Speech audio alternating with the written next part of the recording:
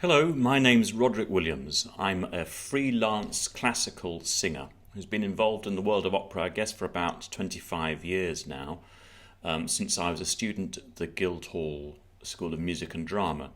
And that's where I first learnt operatic skills, stagecraft, all that sort of stuff, and learnt how to play on stage.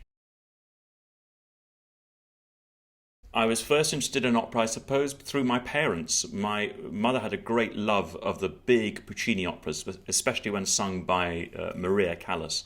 She used to sing along to that, and I got to know them there. I also got to know the operas of Benjamin Britten because my parents had records of them, and I really fell in love with those, particularly A Midsummer Night's Dream. I got to know that as a child and loved the children's chorus and all the amazing sounds of forests murmuring in that. But I didn't really enter the profession until after I was a student at the Guildhall. I was by that point in my late 30s. I had my operatic debut with a national company with Opera North with The Marriage of Figaro in the late 1990s. I'd done a few operatic roles before then with smaller companies, but my first big role was there and in Leeds, and I worked with Scottish Opera a bit, and then came to London for the English National Opera and the Royal Opera at Covent Garden as well.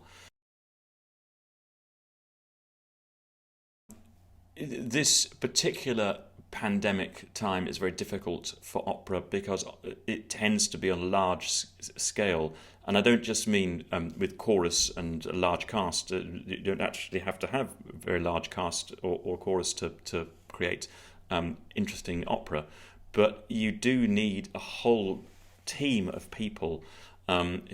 Just thinking of the orchestra and the conductor, the musical side of things, but also thinking of the directing staff, the stage management staff, the people who plan and build sets, and the people who make the costumes, the entire team around it. It's a huge industry, and not being able to put any of that into action at the moment means that a huge number of people are left jobless and potentially having to look for other things to do.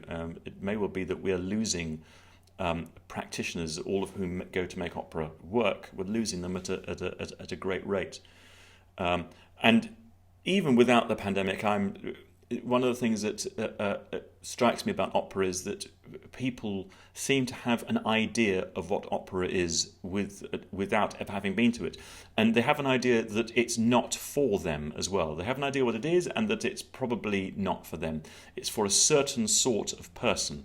And I think that's unfortunate because I think the people who wrote the operas were very much hoping that it would be something universal. And I think also most people in the industry, nearly everybody in the industry properly, is thinking that it is something that should be universal. So I very much hope that when we come out of this pandemic and we're allowed back on stages again and to work and play together, that one of the things we can do is remind ourselves, remind everybody what opera should mean for the entire population, young, old, from wherever they come, whatever their background, that opera has something to say to them and about them and for them. I'm very enthusiastic about being involved with them because I think that message of inclusivity is written large in their across their hearts. So I want to support anybody who has that as their ultimate goal, and their hope of drawing together anybody who is interested in the study of opera. Anyone, I think that's something I personally really want to support.